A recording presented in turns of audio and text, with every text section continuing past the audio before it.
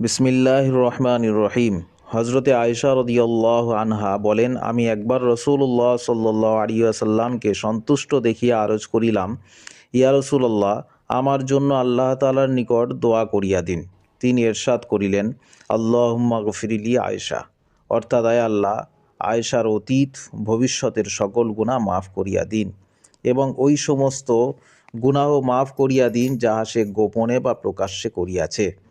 এই দোয়া শুনিয়া আমি আনন্দে এই পরিমাণ হাসিলাম যে আমার মাথা আমার কোলের সঙ্গে লাগিয়া গেল।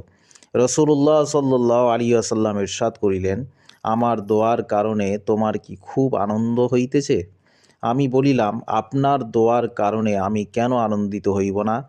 তিনি ইরশাদ করিলেন, আল্লাহর কসম, আমি এই দোয়া আমার উম্মতের জন্য প্রত্যেক নামাজের মধ্যে করিয়া থাকি।